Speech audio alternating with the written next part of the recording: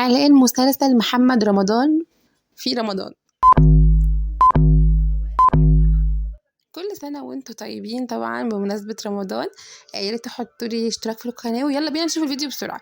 طبعا محمد رمضان نزل مش يشوق كده جمهوره بحبة فيديوهين كده صغننين بصور كمان لإعلان لمسلسله الجديد جعفر العمدة. طبعا هنا الصور موضحة جدا ان هو يعني هيأكشن وهيضرب وهيبصوا هيبوظ الدنيا خالص في المسلسل طبعا كالعادة يعني. وهيقعد يضرب كتير وهياخد حق الناس بقى والكلام ده، يعني معروف طبعا محمد رمضان لازم يعمل كده في اي مسلسل يعني.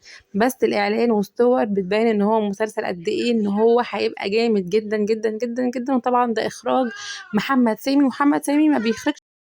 أنا مش عارفة مين بقى مستني التمثيلية دي ومين لأ، بس المسلسل شكله فيه دراما وأكشن جامد جدا جدا جدا جدا.